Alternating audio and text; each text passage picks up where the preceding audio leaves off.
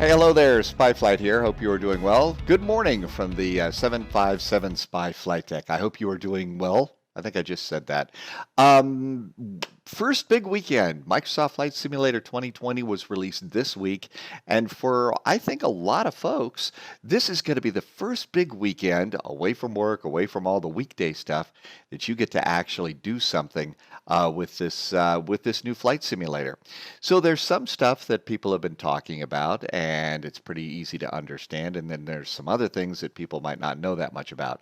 So I thought that maybe one of the things that we could do is one of my cold and dark videos. This is going to be a complete flight in the Airbus A320neo.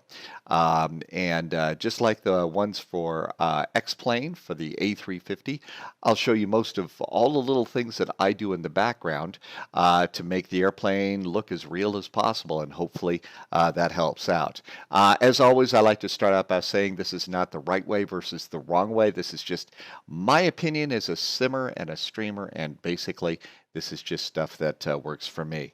So let's get into this. Page 1, the A320neo, what is the flight plan? I suggest for your first big flight in this, choose a familiar route, one that, maybe your hometown airport to a big hub or something like that. Maybe even choose a flight that you've taken as a passenger. So that's what I'm going to do with mine, and you should do that with yours. Tools that I'm going to be using, SimToolkitPro in conjunction with SimBrief and Navigraph. That is a nice little suite that puts all sorts of good tools together. So I really want to suggest that that's a great starting place. And if you would like, leave in the comments and suggestions if you'd like to see my flight planning process, a cold and dark on that, and how I do that. So let's see, what are we going to do? We're going to start Microsoft Flight Simulator 2020. We're going to choose the GPS route. We're going to turn on live traffic and real-time weather. So let's talk about some stuff, though, that's not quite ready. Online ATC networks.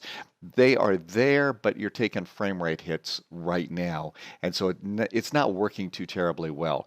Give it time. I expect those problems are going to be fixed, and probably fixed rather quickly. Live weather is not so live right now. I was doing a flight earlier this week over the UK on the live stream on Twitch, and people who live in the UK say, it's been cloudy and raining here all day. It's too sunny. What's wrong? I think that from what I understand, Microsoft knows about it, and they're working on the not so live weather right now. And as far as the airplane itself is concerned, remember, it is a default airplane. The McDo and managed speeds and managed climbs and descents are still a bit dodgy, so my advice there is plan autopilot. And there is a couple more hints for you right now on that. If you are an X-planer, I do suggest that you look into the settings and the keyboard settings, and that you create some of the quick views with your number pad. You're going to have to reassign a couple of keys to make that work, but it gives you a familiar frame of reference within the Airbus. Otherwise, you're punching new buttons to try and get to the upper panel, or punching a new button to look down at the McDo. So if you can set up some of your views to resemble the ones that you have in the other airplane, that is going to be something I think you're going to find really helpful. Cool stuff. The real world liveries are already rolling out even as we speak, and that just adds a little bit more fun to it all. Microsoft Flight Simulator 2020. Okay, coffee time. Hang on. It's early in the morning here. I need to get going. Microsoft Flight Simulator 2020 scenery is really, really amazing. It looks good. So I think that that's something that you're going to enjoy. And then the big news, I think, is that the developers are developing. Okay, some of the bigger developers, they've already got their hands on the sim, and they are, even as we speak, trying to get their near study level airplanes into this new simulator to try and make it work. So this is the main screen. This is the screen that you're going to be seeing after you start the thing up. You are going to have to come up with a name. There's several things that you can do. There's stuff you can do with your profile. You can go to the marketplace and spend some money if you'd like. New airports are popping up all the time. There are some settings. I think there are probably some really good tutorials online about settings.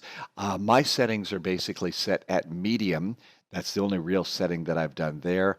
I've tried to turn off some of the ATC because, like all simulated ATC, it's a little on the annoying side to me. And then I've gone and, like I said, I changed some of the key bindings on the keyboard for quick views over to the number pad, so it's like what I use in X-Plane. I do have a flight all set up for us today, and this is my flight strip. This is a text file that I put together for almost every flight that I do, especially if I'm going to be online on VATSIM or POSCON or something like that. And it's data that I've kind of crunched together a little bit from the flight plan that I get out of SimBrief. And so we're going to basically do the hometown airport to the big city airport, Billings to Denver. It's a 1 hour and 2 minute flight. We're going to need 5.8 tons of fuel to do it. There is our flight plan route at flight level 370. Weather, again, that's real world weather coming out of SimToolkitPro. We'll see if it actually matches. So I've gone and I've got all of this stuff and it's ready to go. Let's start this, and this is how it works. So you're going to go over here. You're going to want to click it. You might have to click it twice if you were clicking other things. So if the globe is moving, you know it's ready to go. Click it again. It will click at you. So you could do the first thing you could do is you could get your airplane. I'm going to go ahead and I'm going to get the A320neo. There are some liveries that you can already download. Let's just use the neo livery on this one.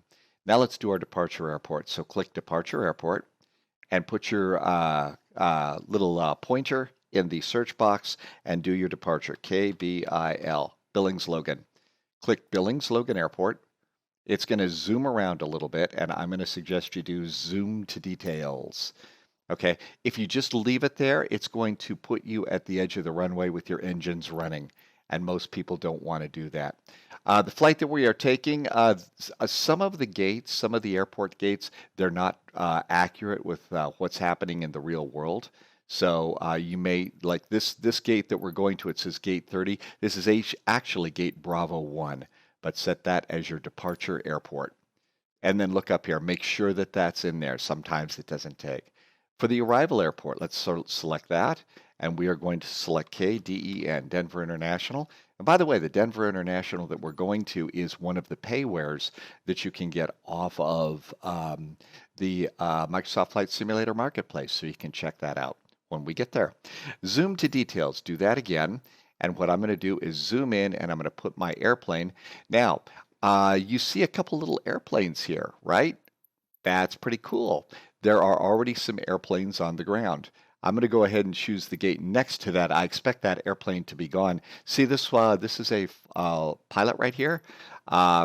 This pilot, Svartond, I think, is taxiing for takeoff. Hey, that's pretty cool. Okay, so I'm going to set this as my arrival airport. So set as arrival. And there it is. That's all we're going to do. Now, I'm just going to leave this here. KBIL to KDEN. I'm doing VFR direct on this one. Let me tell you why. First of all, the ATC will leave you alone a little bit easier that way. Second, if you try to flight plan with the cool map here, I haven't found a way to edit the flight plan and move things around. And I want to use the flight plan that I got out of SimBrief. So I'm not going to plug that into this route here. I'm just going to go ahead and do my flight planning in the McDo. We've already selected our airplane. Let's go to flight conditions. So what I'm going to do this time is I'm going to do all players. Actually, I'm going to go live players. Let's see what happens there. Live players.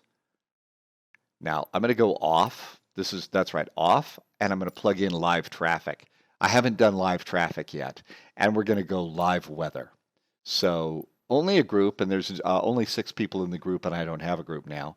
So let's see what live traffic and live weather looks like, okay? So that looks good. Let's click this again. I think we've set it. Now let's go ahead and hit fly. Okay, so we're going to have to sit and wait just a little bit. So I will see you at the airport.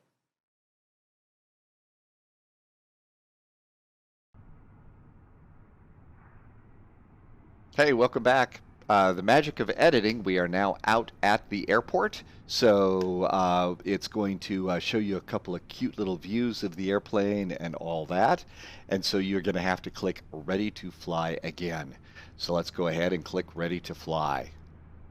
You might have to click it twice. If you, while all of this was going on, if you decided to click something else, you might have to click the buttons twice just to make sure that this is the active window. And here we are. Outside we go. You can see that we are at the airport. Let's see. I think that this is technically B2, so I really didn't set this up correctly. But that'll work for us just fine anyway. Let's go back into the cockpit. I'm using the quick views that I've set up. So these are the quick views. This is my main cockpit pilot view. This is my I'm taxiing and flying view. Here's the McDo view. There is a close-up of instruments, and then there's even closer to the instruments. I have an upper panel view. I have a autopilot view. I have a let's kind of just look back and have another view there just because you can't set interior cabin views or wing views yet. There's look off to the right view, and then there is the look at the engine starts and the transponder and the flaps view and everything else. So those are the views that I have. And we are here. Let's see, you should see data at the top of the screen. That is from SimToolkitPro. Right now, SimToolkitPro gets a little bit of data out of there. It's not all the data that we're used to, and I don't think that it's going to give us a landing rate or anything like that, which is really pretty good for me because my landing rates are usually a source of humble or general humiliation. I'm not sure. So this is my main SimToolkitPro view, but we're going to go down here. I'm going to show you my Navigraph. I think that this is important to have really good charts right now. And it's going to be even more important when we get on VATSIM and POSCON and Pilot Edge. You're going to need your charts to fly this airplane. Here is our airport view. So we are over here at the terminal. We're going to be taking off on runway 28 right. We're coming in on the flat one arrival, the TOFU transition. Right now, last time I checked, Denver is landing to the south. So at Be Done, that's going to put us out here at near Tichenor. Really? Be Done? Yeah, there's Tichenor. Okay, so it's going to put us out at Tichenor. Tichenor is going to set us up for the ILS for runway 16, which is generally where they're going to bring us in anyway. 16 right, we'll do auto brakes low because we were going to want to use most of the runway to get to the last high speed so that we can taxi right into the gate. And our arrival gate is going to be Bravo 23. So those are my charts, and those are all set up as well. And by the way, I was showing you this earlier. I don't know if there is a text limit to the description, but I'm going to put all of this. I've copied this, and I'm going to paste this into the description, so you could copy and paste this as well into your text editor if you would like something like that. It's just a text file, and you can move stuff around so that it works best for you. All right, enough of that kind of yammering. Let's go ahead and get started. Okay, so this is my upper panel view. We're going to start. And normally on an Airbus, you're going to be able to see the voltages in here. It's 25.5 volts, or you got to have the battery charged up. So we can't see that, but we are going to turn on the batteries. And I'm also going to kick on external power. So that looks good. I'm going to look down here, and we're going to go ahead and turn on navigation lights. Because, you know, you just turn on the navigation lights, that lets people on the ground know that there's some fool up in the cockpit punching buttons and the airplane might do something. Master switch. We're going to just go ahead and pop on the master switch right now. And I don't think that we actually get to see, it does not switch us over on the ECAM to the APU. So we'll just go ahead and start the master and start up the APU. As far as the other buttons, the ADIRS is already engaged. I don't think that the fire checks work, but this is also when I'm going to just go ahead and pop on the fuel pumps. The airplane by default is going to load about 10.5 tons of fuel into your airplane and put a standard load of passengers aboard. I haven't really done a deep dive yet into zero fuel weights or anything like that in this airplane, so I'm just kind of going with that. We now have a available APU, so I'm just going to click on the bleed. And normally on my flights, I turn up the temperature a little bit in the cockpit and turn it down a little bit in the back of the cabin. And what that is all about is Airbus pilots say that in real-world Airbuses, those floorboards there get kind of chilly. And so they'll turn up the temperature just a little bit up in the flight deck. But they also say that in the back of the cabin, it gets a little bit stuffy. So they will go and they will turn that temperature down just a little bit. I think that that's just the way the Airbus is.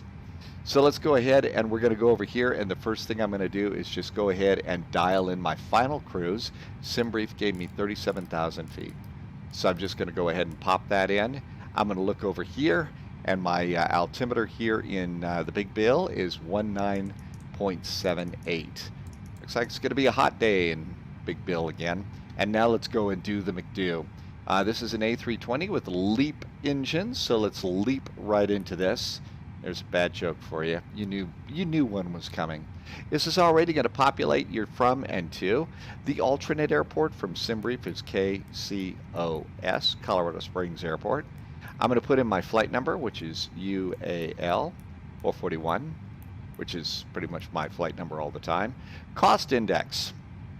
SimBrief gave me a cost index of 5. I don't know if it actually takes that into account on this airplane, but 5. And again, I'll put in my final cruise 370, and that goes in there.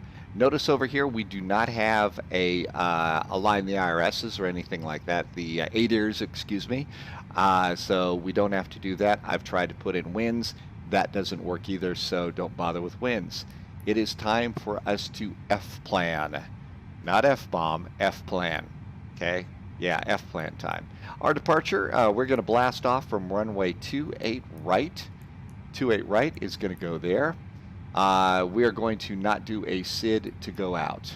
So I'm going to click None and Insert. Okay?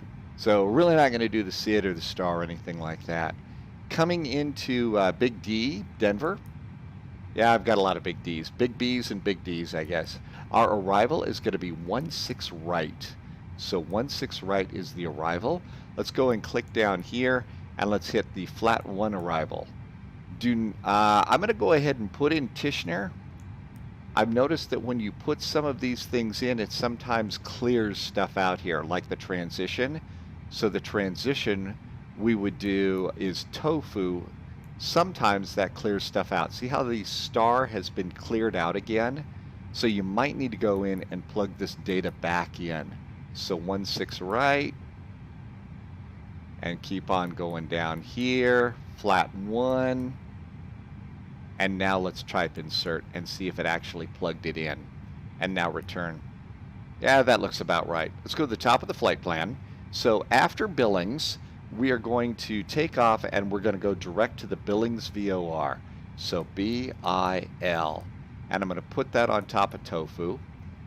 And let's go ahead and just grab the top. They're the same, so just grab the top VOR. After that, SimBrief gave us our usual gateway out of Billings, which is Gates, G-A-I-T-Z. Put that on top of tofu. That sounded kind of weird. Sorry about that. After Gates, it's Grins, G-R-Y-N-S, G-R-Y-N-S. Put Grins on top of tofu, too. Boy, a lot goes with tofu, apparently, here. And now I'm going to hit Insert. Go to the top of the flight plan. So Billings, Gates, Grins, tofu. And this is, by the way, is what the real-world flight did about an hour ago. When it took off. So after tofu, the next thing we're going to do is I'm going to go over and I'm going to grab the star. So I'm going to grab the star over here on my charts. There it is. And I'm going to follow along because sometimes this gets a little bit kinky here. So Grins, tofu, then it's granola, then hippie. I didn't choose these names. Folsom, Bobco, flat 1, Eldo, got to move this a little bit, after Eldo. Then we're going to do a deceleration to Cayley. Okay, Kaylee, Schramm. There's a problem here. Kaylee, Schramm, and Shred. Let's go over here and take a quick look at the ILS. None of that is right. None of that is right. So there is a problem there with these checkpoints. So it was after Eldo, and I've found that you can get really kind of torn up like that. Let's see if I can clear Kaylee. Clear Schramm. Clear Kaylee. Schramm. Uh-oh. None of this is clearing on me. I've created a problem here. So all we can do at this point is I'm going to go back into Denver. Let's go to the arrival. Let's go ahead and do 16 right. And let's go down here and go to flat 1. It says via Kaylee. I'm going to choose Kipper. And I'm not going to do anything here. Let's see what happens there. Let's see if I fixed it. Tofu, granola, hippie, Folsom, Bobco, flat 1, Eldo, Kipper, Haley, Skim J, CU. Okay, this has blown off most everything, so it blew off Tishner. So after, let's see, Eldo. Okay, so after Eldo, it put in a bunch of things that aren't really in there. Yeah. So it put some things in that we're not going to need. So we're not going to Kipper. We're not going, but we are going.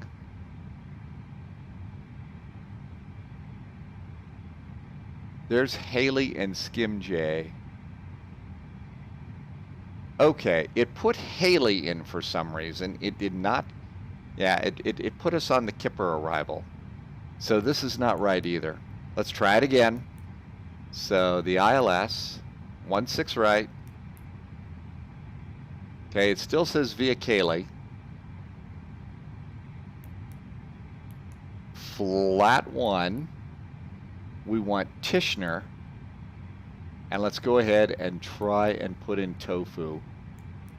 See how it blew out the star? 16 right. Flat 1. Tishner. Let's insert that. Okay, boy, this is not going. So great tutorial here, huh? Boy, that worked out. Okay, Billings, Gates, Grins, Tofu, Granola, Hippie, Folsom, Bobco, Flat, Eldo, D-Cell, Tishner, Skim J, CU, Shred, Saitek. Okay, clearly and Jetson right into 16. Okay, we did it right that time. So clearly there was a problem there. All I can say is the best thing for you to do is make sure that you've got your charts in front of you and verify your flight plan. Like the real world pilots, right? There you go. All right, let's go ahead, and at this point in time, we're going to do the perf stuff. And normally in performance, if you've seen my other tutorial, my other cold and dark video, you know that I go through and I get thrust reduction, acceleration information. I get V1s and flex temperatures. I've done that on this once before and none of it worked. So all I'm going to do is flaps 1 for takeoff. And that's it. Everything else is just, I'm going to leave there. I'm going to change my transition altitude to 18,000 feet. I'm going to go over to I'm going to hit the phase button. We're going to go to here, and I'm going to put a transition altitude of 18,123 and plug that in there. Now back to perf. And that's really all that I've gotten working on this particular thing. And there we go. Our passengers are already on board. If you look, I've got 10.6 tons of fuel. SimBrief's at 5.8. I have double the amount of fuel that I'm going to need to go there. So we're ready to go. This is a very, very good time for you to hit pause on the YouTube video and make sure that you're all caught up and ready to go, okay? So after you've unpaused everything, the next thing for us to do is set up our pushback. I mean, outside the airplane, you could have requested a jetway. You could have done things through ATC.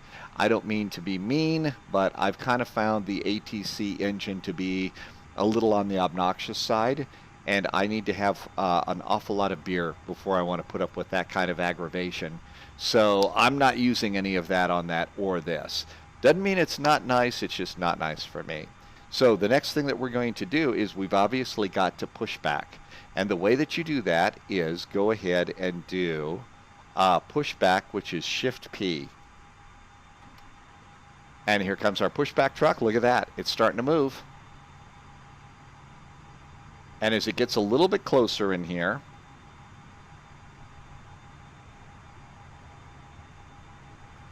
I have to say that the modeling on that airplane, the external modeling, is really quite nice. This is a very nicely done external modeled airplane. Okay, and once it stops, now you're going to release your parking brake. And it's going to push us back. You might remember that I plugged in shore power. It has left shore power on. I'm going to go ahead and turn off shore power. Probably should have turned on my beacon at this point as well too. And we're still pushing back. I think, let's try an experiment here. I think that you can steer a fuel truck. Hello, airplane there. Jeez, ground control people. Okay, I'm trying to steer with my rudder pedals. You can't really steer. So I'm just going to go ahead and push us straight back beyond the line. And with that, we're going to go, go, go, go. There's probably a way to steer, but I don't know. Okay, Control P. No, Shift P. And parking brakes. Shift P. There we go. And there goes that. Now we can go and do airplane things. That thing's going to move away. We've already got everything set up here. I've got bleeds on. I've got the APU. Seatbelts, those things just don't work on this airplane. So let's go ahead and I'm going to move the starter to ignition and start. In this case, the ECAM does work. It is going to shift us over to the engines. I do have my bleeds on, but as you notice, it does not show that I have pneumatics going to the engines. Let's go ahead and hit the start button anyway. And look closer. Now all of a sudden, so you hit start on this airplane, and then all of a sudden pneumatics start to pop up. So that's a check that, might change, is different from the other Airbuses that I've got experience with. You'll hear everything start up. You'll see the N2 going up. There's fuel flow. We're starting to see PSI for the oil pressure go up. Oil quantity is not going down. I don't know what of these things have been modeled, but those are things that I kind of look at in the real world Airbus. If we go outside the airplane, this is a LEAP. These are LEAP engines, which means I'm told by people that have experienced this airplane, they are a lot quieter. So as you can see, we got a nice quiet startup here. That looks pretty good. Some of the liveries that are available right now are Lufthansa, Delta, one of my favorites, Aegean. I don't know if you could actually hear the PTU, the pneumatics, the dogs barking, but dogs are barking. You can hear the PTU here. So we've got a good start on engine number 1. Let's look down here, and engine number 2. So engine number 2 is going to do a quick start. And it's going to be about the same thing as before. Now, remember how I was telling you a little bit about, we were looking here at the PSI, and the numbers did not show up until you actually turned the engine on? Okay, there's another thing that happens with this airplane. So I've got my thrust reversers on a button here on my throttle.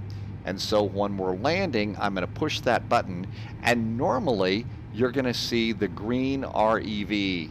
It'll be yellow first, and then it changes to green. And then when you know it's green, then you're in thrust reverse, and you can start doing reverse thrust. On this airplane, you need to hit the button, move the throttle a little bit forward, then it will engage, and then you can do reverse thrust. And you should be okay. All right? So that one kind of fooled me, and I had to rely on manual braking, and I'm sure I had very hot brakes and was, get a nasty letter from maintenance. Okay, and it looks to me as though we've got two good starts on the engines, both running at about 20% N1, so let's go ahead and get the starter back here. Starter goes back to normal. We'll look up here. We are done with the Apu Bleed. I am done with the master switch. And we're good to go there. Everything else looks like it's pretty good here at the moment. Most other start stuff that you would normally do, it has already turned on your auto brakes. So your auto brakes are already set. The next thing to do is go ahead and speed brake. That goes up there. Now it's armed in case we're going to do a rejected takeoff. And then you can go ahead and you can click the flaps down to 1. And you can also, I do suggest that you remote your speed brakes, your landing gear, and your flaps. And if we look outside, we'll probably be able to see leading edge slats going down. Yep, slats have gone down. Flaps are down into the 1 spot, and we're good to go there. Okay, I think we're ready to go. So its parking brakes are off. At this point in time, the airplane just sits there. Normally, an Airbus, if you turn off your parking brakes and you're straight and level, it's going to start to taxi a little bit forward. In this case, well, not really. You're going to have to add some power. So I'm going to go ahead and I'm going to turn my nose light on to taxi, and we're going to add just a little bit of throttle here. And I'm looking off, actually looking to the right there to see, have we started to move? We're still moving. And now I'm going to use my rudder pedals to steer. I don't see a place to go and plug in. Nose wheel steering yet. You might also notice I'm taking a couple of little hesitations here. I've got my scenery graphic settings are basically on the medium setting right now. I've still got my throttle open a little bit. In the real world, Billings Airport is not 100% level. And so I noticed as a simulator pilot that when I was taxiing here on taxiway Alpha, heading down to runway 28 right, I was always having to stomp on the brakes, even though I had my throttle all the way down. Stomp on what's going on here? Well, then I got to take a real world flight and noticed that the real world Airbus pilot was doing the exact same thing. Well, that's because we're going downhill, so the airplane was picking up speed. I've noticed on this airplane, as we do this little taxi like this, we pick up a little speed, but it's not quite as pronounced as before. One thing that I've noticed on both the Tullus and the Flight Factor is when the airplanes turn on, the flight directors automatically turn on. In this airplane, you're going to need to turn your flight directors on. So that's going to be a thing. Remember, I set live traffic. So as we look here, I think there is an airplane taxiing ahead of us, and that could be live traffic. There are a lot of general aviation airplanes. Oh my gosh. This one's coming right at us. Who was that in the movie Airplane? It was Lloyd Bridges. It's coming right at us. Okay, I don't know what to do here. I'm going to go like this. We're going to run over these chunky things here. Dude, what are you doing there? I already checked. Real world, dude. We're taking off on the 2.8s. Some people. So, real world, that was maybe was real at one point in time, but it certainly isn't the way things are. I know. I watched this flight take off this morning. They're using the 2.8s. What that guy is doing there, I have no idea. You know, maybe it's somebody that's been, you know, possessed. Who knows? Okay, we're coming up to the end of the runway here. So, taxi speed, not bad. I'll keep a little bit of power up. If you've watched the live stream and when I'm flying the Tullus A320 or the Flight Factor, the Tullus 319, 321, the Flight Factor A320, checklists, oh yes, I use them. Otherwise, I'm going to forget stuff. On this airplane, I don't really need the checklist. The takeoff config button is inoperative, so you're not going to do that. So I'm going to look up here, and as we get closer, we're going to go ahead and drop the landing lights out of the bottom of the airplane, and it's our runway, so I'm going to go ahead and turn my strobes on. No ATC here at the moment, so I'm just going to taxi out and act like I own the place. So there you go. If we were on one of the networks without any ATC, you would basically pop open your mic on 122.8 or on POSCON 122.950, and you would say something along the lines of Billings traffic, United A320, taking off runway 28 Billings. I will tell you that this is a nice area of I was pointing over there. That is a nice area of scenery with those trees that isn't there in the real world airport, and I will tell you that that is really quite nice. The scenery really is pretty good here. Somebody has compared this to zoom level 16 in ortho scenery. Now here again, we got to add just a little more power.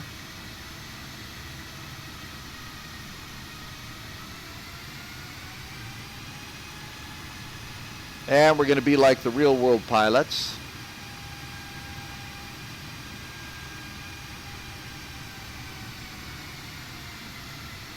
And wait till we go about halfway and we do our turn.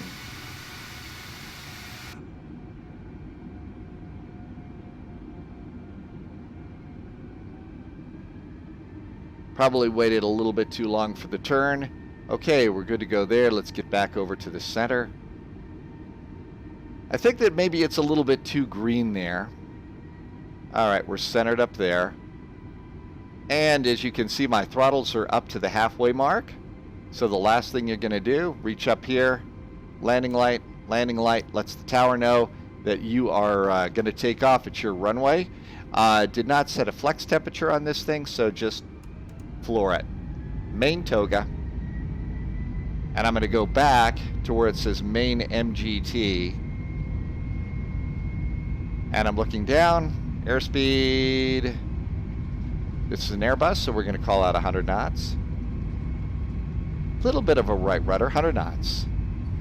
And there's V1, and here comes rotate.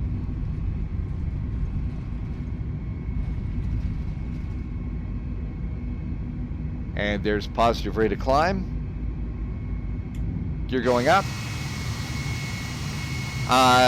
Tool tips like that, they tend to stay there unless you move your mouse, which is a little annoying. And I will say, look at that. That scenery looks really, really good. Very, very nice. Okay, climbing a little bit high. And let's go ahead, and I'm going to go AP1. And we're going to do our first turn. We're going to go direct gates now. Okay, lever climb. Thrust climb. We passed the S. Flaps going up. Okay, somehow... Oh, I know what happened. So I disarmed my speed brakes. And normally over on the other Airbuses, I could just do that with the speed brake button over here. You can't do that on this one. Otherwise, it will, as you just saw, deploy your speed brakes. One thing that a lot of people are talking about here in this sim is fly around your hometown airport, because you literally can do, I can see my house from here. And I won't point it out because this is a YouTube video, but I have gone and done the, can you see your house from here? Yes, you can see your house from here. Actually, we can't see mine right now. But you can see the Yellowstone River. That Yellowstone River is actually flowing away from Yellowstone. You can see Interstate 90, and that looks pretty good. You can see the Farm areas here, the crop circles here, those are accurate. Let's see. You can see the Cracker Barrel.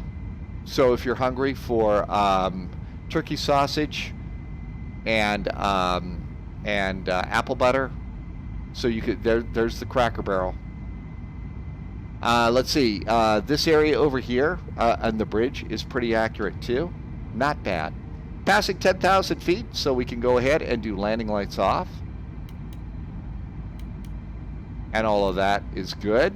Seatbelts, they don't work. Don't bother with seatbelts.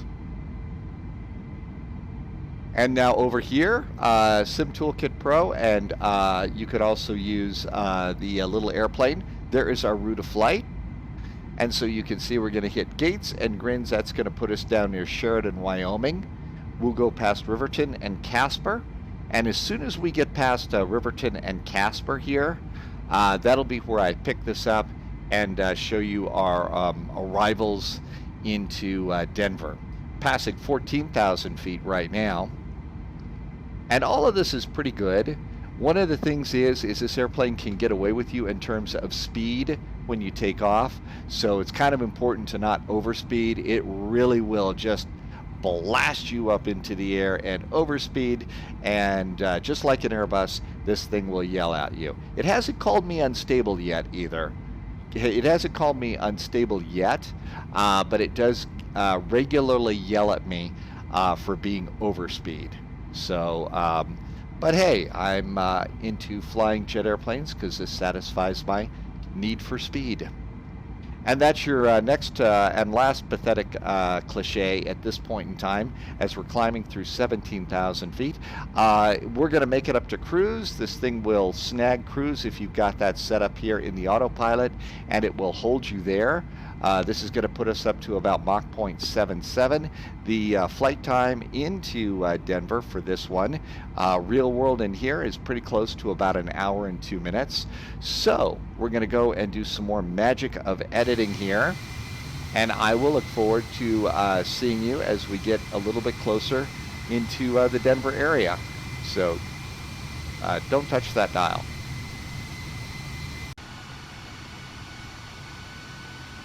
Hey, welcome back. We are getting close, so it's time for us to go and jump back in here and start getting ready for landing. I just checked. Denver is still landing to the south right now. So we are coming in on a star, and one of the things about coming in on a star is don't count on the autopilot and managed descents or anything like that. So the first thing that I need to do is let's go over here and let's check in with KDEN, get some real world weather just to see what it's like. And here is the latest METAR for Denver Airport. So I'm going to just go ahead and put that into the flight strip that I have, the little text document. And so Denver right now, winds are 160 at 8, so the 16s are going to work great. 24 degrees, altimeter is 3000, so that's good. Next big step for me, we are coming up here on Tofu, here on the Flat 1 arrival. So at Tofu, as we come in, our first real altitude that we've got to worry about here is we've got to remain above 27,000 feet at Hippie. So what I will do is I'm going to slide this over here, and I'm going to make that my first descent. Okay, so that's going to be my first altitude for descent, so 27,000 feet. Now, normally in an Airbus, you have to start the descent. Okay, you have to hit the descend button. One of the things that happened to me is I went and did what I just did over there. I put in an altitude, and then at the next checkpoint, the airplane started descending all by itself. So this is a little bit of an experiment that I'm doing with you on this tutorial here. We are 7 miles away from Tofu. Let's go ahead and put in the constraints here. And I'm not going to trust these completely, but let's just go and have a quick look. Notice how the altitude constraints that are in here, this says 5,350 feet. 250 knots at Tofu, that's not even close to being right. So, and I've tried to change them in my McDo, and I haven't been very successful. So let's see what happens if this thing in the next 3 miles, if this starts to descend. Okay, so we just hit tofu, and I hear the engine's coming, spinning down a bit, so we're losing speed. Yeah, it's really coming down. Now, that's also could be because of the upper level winds. Nope, look at that. It automatically started descending. I don't think Airbuses do that. I think that an Airbus wants you to actually hit managed or free descent or variable speed descent. And look at this. I mean, it is freaking crash diving on me. So 35. Let's see. I put in 27. This thing's crash diving 6,000 feet per minute. Let's see if it stops me. If it stops me at 27,000 feet, or if it blows, but okay, now it's slowed our descent down. Now it's just 2,000 feet per minute. But did you see that massive crash dive? So that might be a bug. I don't know. Maybe it's the way the new Neos work. I don't think so, but we will see. So anyhow, I think that the thing to do, especially when you start to fly on networks like VATSIM and POSCON and Pilot Edge, is descend yourself. You have to be above 27,000 feet at Hippie here, and so we are going to be above 27,000 feet at Hippie. And let's see if it stops. I think it's going to, because if you look, it says flight level 270 here. So I'm going to guess that it's going to stop. We will see. It's experiment time. Yes, we are mad scientists here in our laboratory doing airplane experiments. So, you know, I'll spare you too many mad scientists jokes, but I will reference young Frankenstein and say, Igor, pick this up. It's Igor, whatever. Okay, I tried. 30,000 feet. Let's concentrate on this. So anyhow, like I said, there's granola at 5,350 feet. That's not going to happen. Notice how Hippie does not have the above 27,000 feet there. Okay. So I kind of think that, again, managed, you've just got to do it by yourself for the time being. And it could be that that's just going to be the way that this default airplane works, and we'll have to wait for a developer airplane to see what happens. But we are on our descent in Denver. Right now, Denver, again, is landing to the south. I checked that out on, I usually, to find out real-world weather, the place that I like to go is FlightAware. So I'll go over here to FlightAware. I've got a couple of places that I'll just go and check. And you just go ahead and look at the map. So here's Denver, and you can see that Denver is clearly landing and departing to the south. So we're good to go there. Because we are flying with real-world traffic, though, one of the things you're going to have to do is you got to keep an eye out for real-world airplanes flying in and kind of fit in there. So that's going to be interesting. Okay, and the good news here is we are at 27,000 feet. It looks like the airplane's leveling out. So we're going to stay above 27,000 feet, I hope. We'll see what happens there. Again, this is a default airplane. I expect this sort of thing in a default airplane. When the developers get their hands on, start releasing their airplanes, that's when we're going to expect really cool stuff. So we're good to go there. While we're waiting to get to Hippie here, we can go and do a few other things. Let's go down to the McDo. And from here, we need to go and get the MDA. So we're going to do the ILS for runway 16 right. And that's going to be 5,526 feet. We basically get that information here. We're doing a basic ILS, 5,526 feet. So let's go do 5526. Let's go ahead and plug that in. So phase 5526. And we're going to put that into the MDA. Let's see. We have got the latest weather. So let's go ahead and plug that in. And so the altimeter is going to be 3000. You don't put in a period, at least not right now, for QNH. The temperature in The Mile High City is 24 degrees, 24, and winds in the Big D 160 at 8. 160 at 08. And there we go. At our current weight for the airplane, our VAP, our approach speed, is going to be 150, landing 145. These are numbers that I'm going to need for our landing. So we're still, we're clearly descending, but the airplane is still in cruise mode here. And we've obviously started a bit of a descent, so that's, again, a little bit of the dodgy part of this. We'll just manage our altitudes and our speeds as we go in.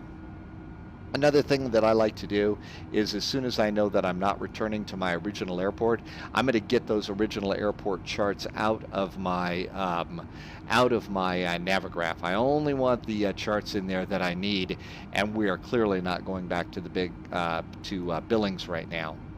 So, waiting for the airplane to show up at Hippie. After Hippie, our next altitude is going to be flight level 190, and that's going to be at Flatty, or Flat 1. I'm not sure exactly what they call that there.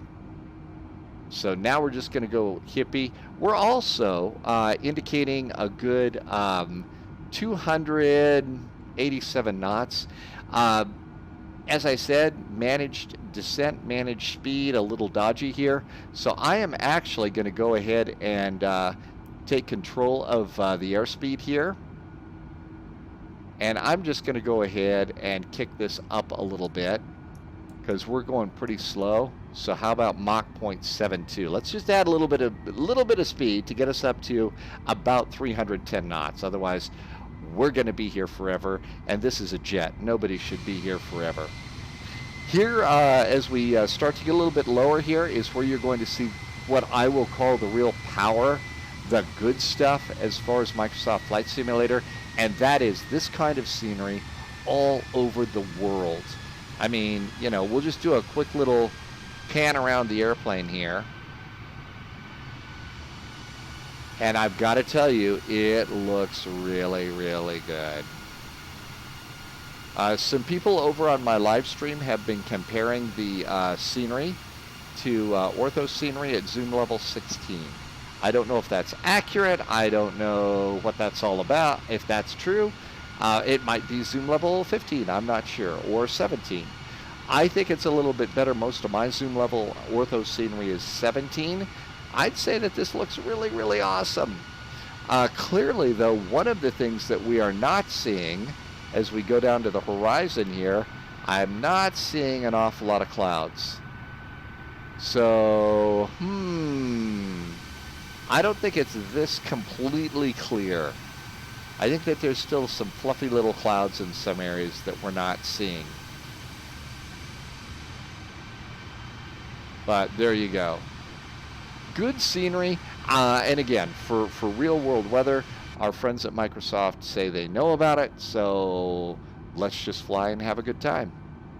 We are currently 28 miles from Hippie, so 28 miles, and we got our speed up there to about 310 knots at Mach 0.72. It's holding us right around 27,000 feet, so this, again, is how you kind of manage your descent going on down. What other things can we show off and talk about here? Let's see. Like I mentioned in the beginning of all of this, I am using SimToolkitPro in conjunction with SimBrief and also Navigraph. My flight controls here in the airplane in the simulated cockpit are a Saitek X56, Yoke, and Throttle. I'm also using those basic Logictec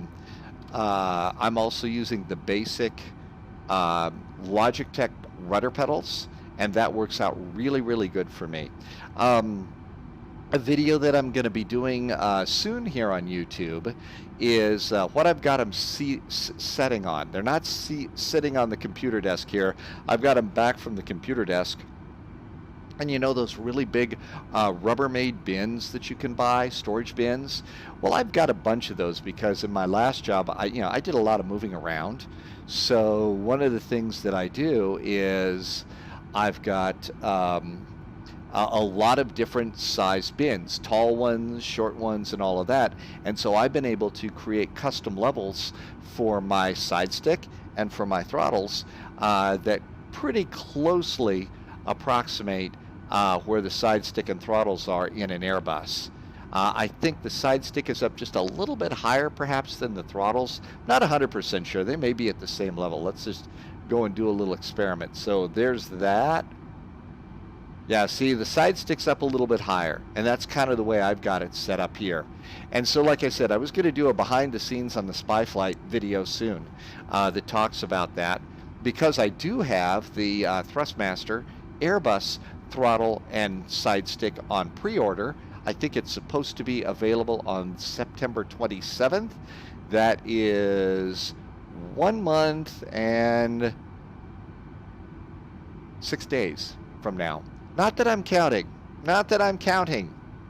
But yeah, can't wait for those. I just decided to go ahead and order them both and have them arrive at the same time.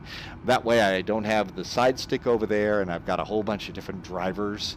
I think at a certain point in time you can confuse your computer, and I didn't want to do that. So we'll just wait till they're all available, and then I'll also end up ordering the speed brakes and flaps control too. So we're 5 miles away from Hippie at the moment. Let's see, at Flatty it does have our altitude here at 19,000. It does have a speed in here at 210. Well, no, we're not supposed to be. We're supposed to be at Eldo. We get a speed restriction of 250. So that speed restriction isn't even right either. Okay, so our next stop is going to be Folsom. So let's go ahead, and I'm going to go over here and let's go and put our next altitude, which is going to be 19,000. Okay, so 19,000 feet is going to be our next altitude. I'm going to go ahead and reduce my speed a little bit. So let's go and do our speed to about Mach 0.68. And let's go ahead, and this time I'm going to engage altitude mode, and I'm going to hit the button, and then I'm going to go ahead and dial this down. And let's try and do a little more controlled descent this time. So I hit the down button, and then I started doing vertical speed here, and now I'm only doing a descent at 700 feet per minute. Well, that's what I thought I was doing, but the airplane has decided, no, we don't care what you think, you dumb human. We're going to descend at 4,000 feet per minute. So, oops.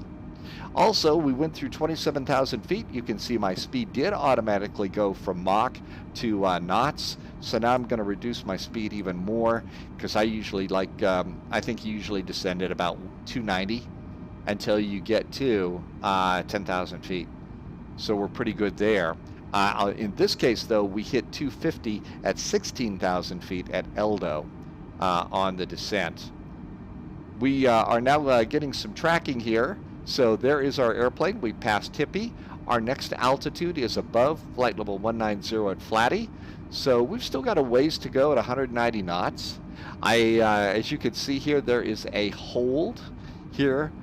There's a hold either Folsom, I think it's Bobco is the hold. I have not tried to do a hold yet. I have no idea if a hold is going to work. If you are flying on VATSIM or Pilot Edge or POSCON and you need to do a hold, I suspect you're probably going to have to do it manually. So there you go there. Coming up on Folsom. So we'll stop at flight level 190, we hope. We hope that that's what happens. Let's keep a close eye here. In fact, I'm pretty sure that we will, because it says flight level 190, so the airplane is going to keep us there. Again, these are just ways to keep you within the parameters of the actual star on your descent. And if you are going to fly this airplane on a really, on one of the networks in a high traffic area, you're going to be expected to hit these numbers. So this is the way to do that, and hopefully that helps you out. What other questions have kind of come up here? Again, let's go outside the airplane. I'm sure we're going to stop at flight level 190. Again, we're looking at Microsoft Flight Simulator 2020's real strength, and that is the scenery. Wow. I think, as I said over in a review of Microsoft Flight Simulator that I did earlier on YouTube, the strength here is going to be general aviation, low and slow. That's when you're going to want to see these landmarks. And by the way, I did a flight over into Innsbruck, Austria yesterday on the live stream, and we did the circle to land on runway 8. And you know, on the circle to land chart, as you're coming in, you've gone off the ILS to runway 27, so you're off to the side. You're at 3,700 feet. You've got a mountain just like right over here, and your next thing to do is you're looking around. Is there the church? Where's this church? Because that's on your chart, and that's your point where you start your turn back to runway 8. The church is there. So you actually have that visual reference there. So if you're doing the circle to land on runway 8 into Lowy, and I did have the payware from the Microsoft Flight Simulator 2020 Marketplace. I did have that in there. So maybe you have to have that, I don't know.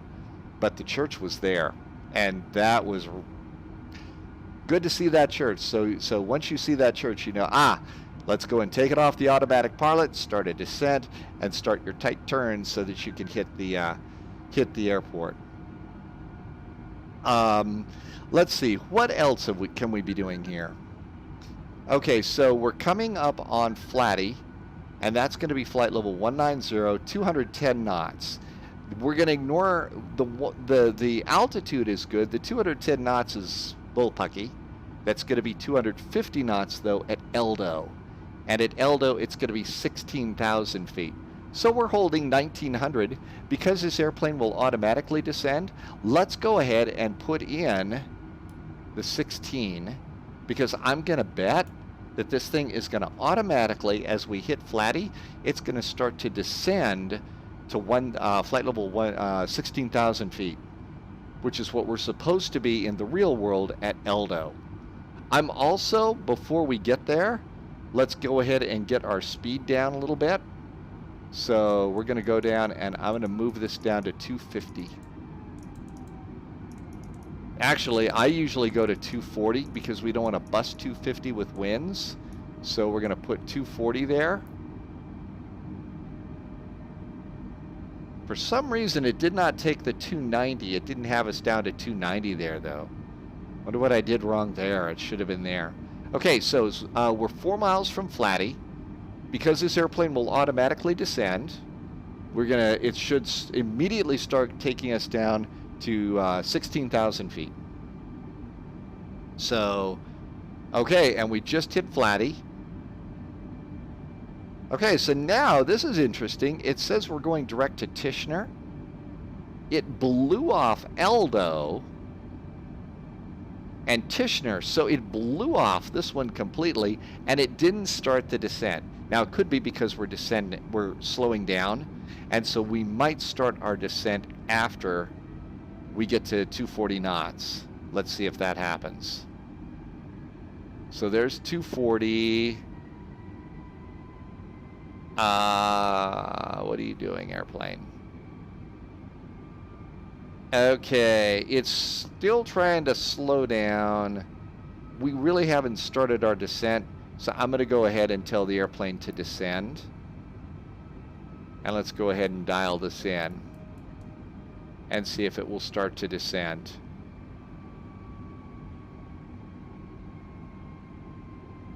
Okay, it's going down, and we're going to hit 16,000 feet at Eldo, even though Eldo isn't there. Now, here's another problem. On the star that we got out of the McDo, Be Safe and Be Done are not here. They're not in there. So those checkpoints aren't in there because, remember, we got blown up all the way to Tichenor here. So what I'm going to do is, after we get to the 19,000 feet at Eldo, and part of the reason is, especially, you want to be sure and hit these altitudes in the mountains. We're coming over the Front Range of Colorado. We don't want to crash into a mountain. So that's another really good reason to hit these numbers. So we're going to stop at 16,000 feet at Eldo, and that's going to happen in the next 4 miles. I'm going to go ahead and let it stop there, but then we're going to go down, and the bottom of the descent, the next checkpoint is going to be Tichenor. That's 210 knots and 13,000 feet. So that's going to be, those will be the next two numbers. Coming up on 16,000 feet here, we are a mile away. We're pretty close. We were above 16,000 feet, and that's where we needed to be at Eldo. So now I'm going to go ahead, and I'm going to get my speed to 210. And let's go ahead and get ready to go to 13,000 feet. And let's go, just go ahead and let it start down there. So our speed's going to come down to 210. Now, conveniently, the weight of the airplane, green dot speed, is pretty close to 210, so we can roll out some flaps here. And I do like to start getting flaps out about now, too. Airbuses, at least for me, I call them very, very slippery airplanes. They tend to not slow down when you would like them to. So what I'm going to do over here is we're going to roll out a notch of flaps. So flaps 10. I'm also going to arm my speed brakes now, and we're going to go ahead, and this time for landing, I'm going to do my auto brakes to low. We don't want them to be on high for anything like this because we want to hit that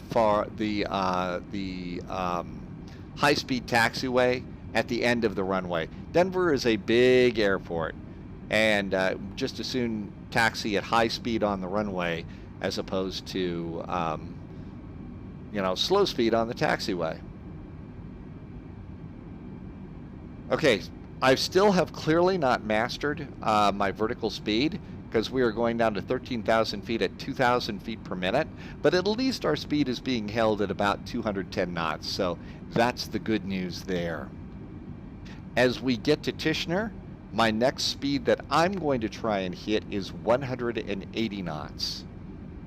I've noticed that the airplanes coming into Denver as I watch them landing on the internet is they're going to be about 210 up here at Tichenor, but then as they start their final run for the runway, they're going to go and they're going to snag they're going to be at about 210 to 180. Okay, there's 13,000 feet. We got that. That's golden for Tichenor. And overspeed. So what the heck was this? Overspeed. What was that all about? Overspeed. The airspeed just speeded up. Now we're going to slow down again. Overspeed. Airbuses. They're never happy unless they're yelling at me. That's just all there is to it. Okay, as we come up on Tichenor, I'm going to go ahead and I'm going to dial in my map, and I'm on the 20-mile zoom here for this map. So there's Tichenor. 13,000 feet. We're right where we want to be. So there we are at 13,000 feet. At this point in time, we're going to go over and switch it over to the ILS. Quit yelling at me. All right, so 13,000 feet here. Our next altitude is going to be 10,000 feet at Shred. So that's going to be the next number, but we're not going to dial that in. Otherwise, the airplane might start descending. Well, if you would fly the 210 knots like I told you to, airplane. Now, it could be that I'm being an idiot here because I've got a 3-knot quartering tailwind here, so maybe it's me being wrong. But let's go outside and have a look. Again, this is what it's all about. And as we're coming on in, there is Loveland. There is the Front Range of Colorado. That looks outstanding. This really is what it looks like. Okay, I grew up along the Front Range of Colorado. This is it. I can't speak for the weather today, but that is the Front Range of Colorado. There we are looking basically down south to Denver. I think I'm even seeing, I'm not sure, okay? I think we're even seeing Pikes Peak, which is Colorado Springs right down there.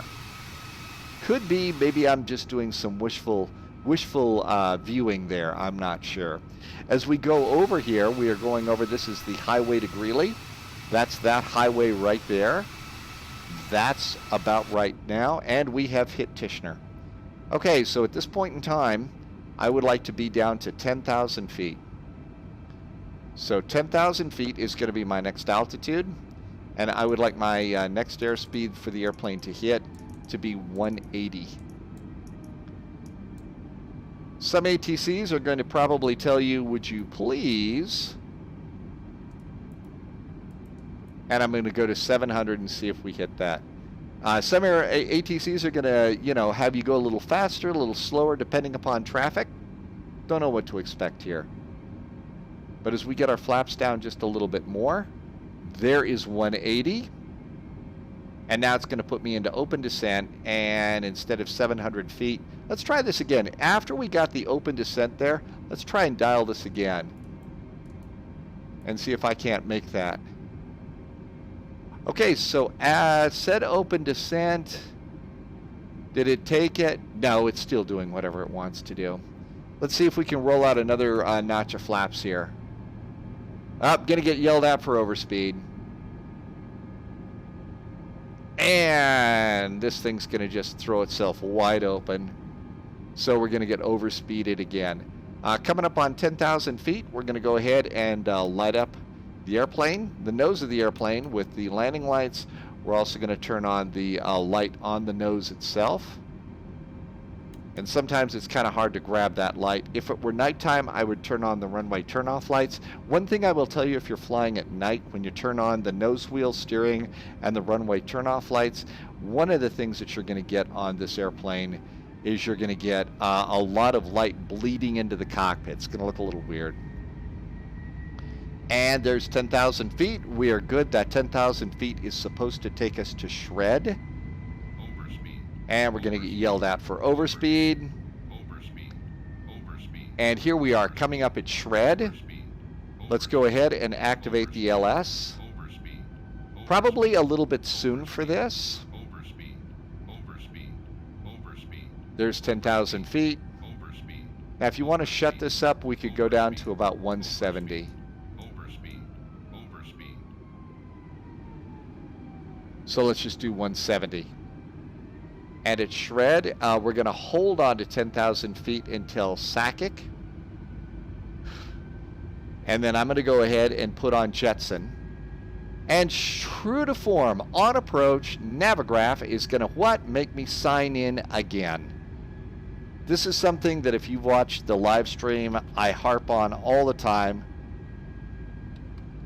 Is always on approach, they decide, oh my gosh, we have to prevent...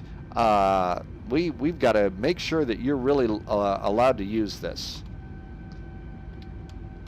I'm not kidding. It is religious that happens. It's super duper annoying. And of course, I logged back in, and all of my charts are not there. So I got to go and grab. Okay, there. Finally, the charts are back. Seriously, guys, come on. All right. After Saitek, our next altitude that I care about is going to be 7,000 feet. So let's 98 7,000 feet. And actually here at Saitek, it should maybe start us down after that. Let's see if that happens. We may have to start ourselves down. Yeah, we got to start ourselves down. So let's go ahead and hit free descent. And let it go ahead and take that. I still do not have an ILS for runway 16. And we want to be at 7,000 feet at Jetson.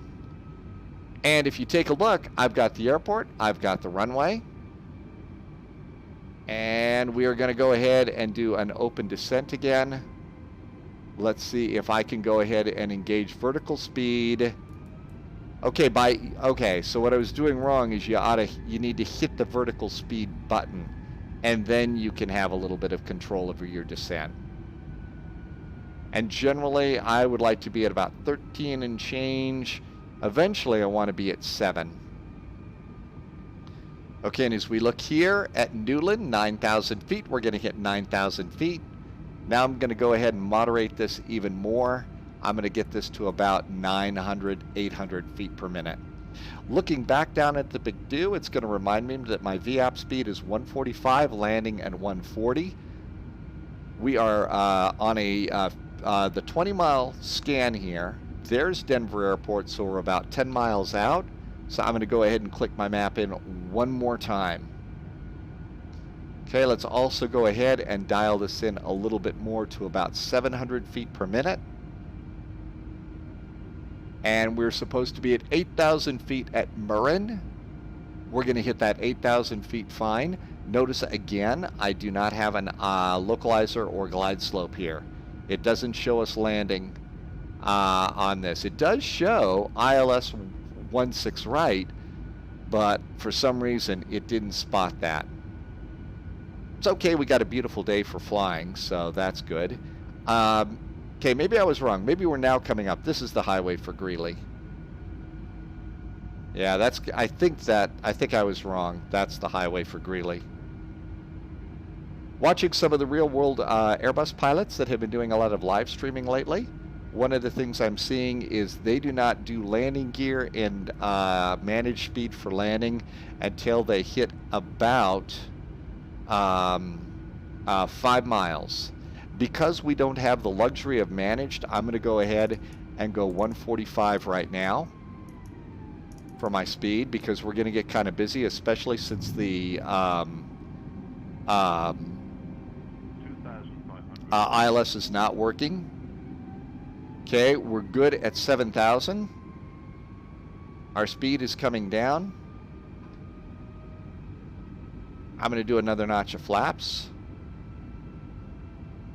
And this has actually put me at flaps full now. I was actually hoping that to be at flaps 3, but it put me at flaps full. Okay, gear is down. Everything is good. We're coming up on 7,000 feet on our descent. Our speed is stabilized. Autopilot off. And now we're just going to go ahead and make it visual. Keep an eye out for real-world traffic. Okay, we're going down about 800 feet per minute. Our speed is good, 140 knots. We're at Jetson. We're on about a 6-mile final. Over on my charts, I'm going to go over here and just dial this up over here. We're going to try and hit Delta 5 to Whiskey Bravo, and that takes us over to Bravo November, which is what we want. Nice visual landing here. Beautiful day for it, too. I have got a 3-knot wind from the left, from the right. So it's going to want to blow us a little bit that way. So I'm going to be ready for that. About 800 feet per minute is good. This is what it looks like outside of Denver. Really looks good. Again, it did not spot my ILS for the approach, so oh well, on the LS system. We may be getting a little bit high. I am not seeing pappies at the moment.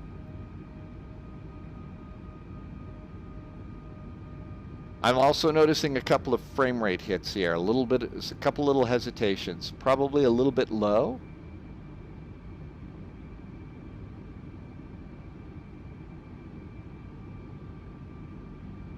If it looks like the runway is up a little bit high here on the end, it's because it is.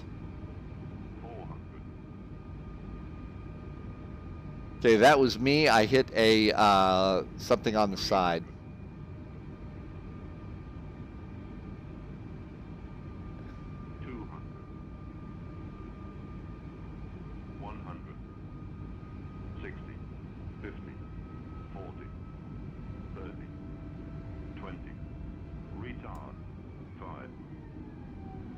Okay, remember what I was telling you about reversers?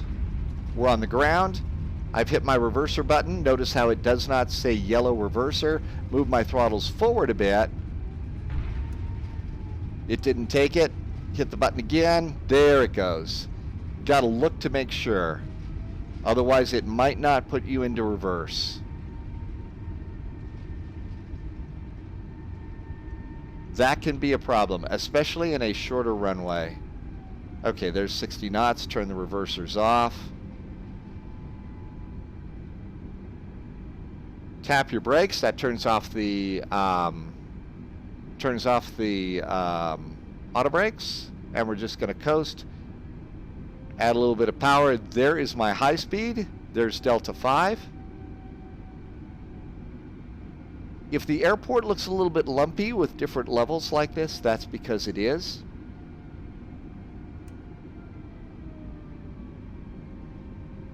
Okay, flaps up. Okay, while we're here, I'm going to look down. Speed brakes returned themselves, so speed brakes took themselves off. We'll do landing lights. We're done with the strobes. That taxi light shouldn't have gone on too, just one. And then you got to watch where you're going. I've got a little bit of throttle going here. There's Delta 5. Upcoming is Whiskey Bravo. Let's also go over here and open the flap for the APU. Yeah, Denver is like this. So you've got these big areas below the runways. And over here is a big fuel tank farm. And that's where they've got, in case of a spill, all that sort of stuff. In case of a spill, they've got really, really low areas. So stuff isn't going to spill on the runways.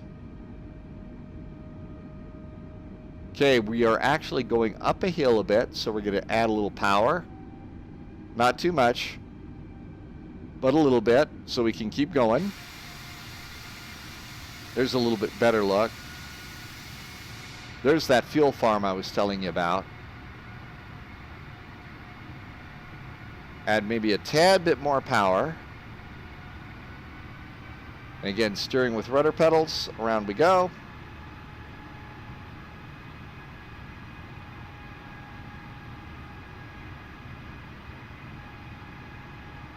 Still going up a hill. Need to add a little more power. And there is the Denver airport. And it looks really pretty good. Okay, I think my flap is open. Let's also go up here. And here comes the APU. Beacon is still on. Nose wheel taxi. And nav lights. Add maybe a little bit more power as we go up the hill. I really think that this is a nice looking airport. The add-on for Denver Airport really is pretty nice. If you look down here, you can look down and see the McDo is still on approach mode. So if you are doing a second segment, you know, continuing service to Albuquerque or something like that, normally the other airplanes that I fly, the McDo's by this point have reset themselves back to the init page, to the initialization page. So I haven't tried that yet. We'll see. Okay, starting to pick up some speed. I think that the terminal looks really, really good.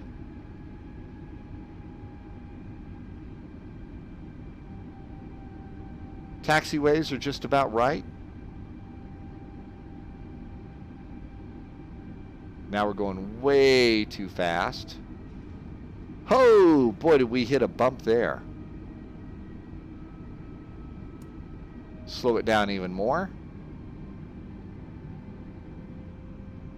Okay, we're looking for Bravo 23. Throttle all the way down. There's Bravo 23.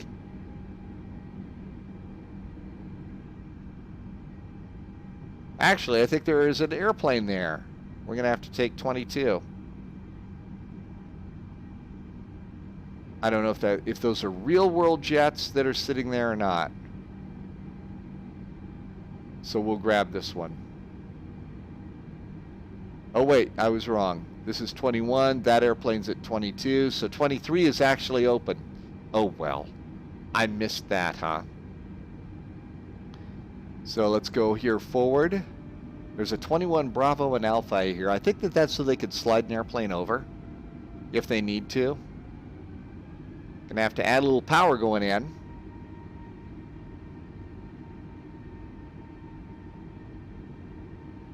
We'll take the Bravo. But I really do think, like I said, the airport is nicely modeled. I've spent a lot of time as a passenger here. and it looks really pretty good to me. I do not see gate guidance here.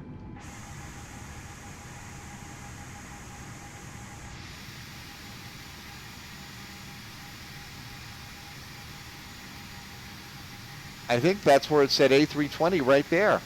So parking brakes, that looks good. Let's go to the upper panel. We're going to get the Apu Bleed on. Turn off the nose light. We're done taxiing. We're not moving, so let's go ahead and do engines. And there goes the engines.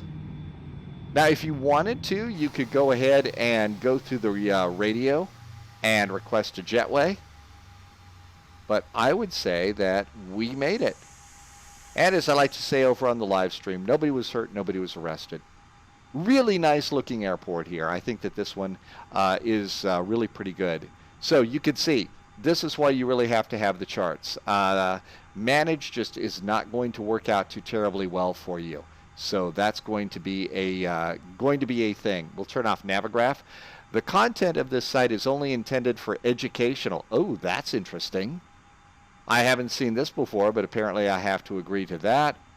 And great, that's on Twitter. We got some new things. Do you enjoy ChartFox? I'm not on ChartFox. Let's go to my flight summary, could we please? That's interesting.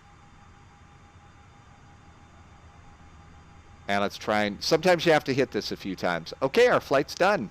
So there's the flight from Billings to Denver. It did not give me a landing rate, but oh well, that's okay. Once again, as always, there is not a right way versus a wrong way. This is just my opinion. These are things that work for me. And now that it's the weekend, the first big weekend of Microsoft Flight Simulator 2020, maybe this is a video that helps you get your airplane up into the air. I am still relatively new on YouTube, so I'm still to the point where I read all comments, questions, and suggestions that you might want to put on the video. So I will look forward to hearing what you say. I'm also new on YouTube. YouTube doesn't support me in any way.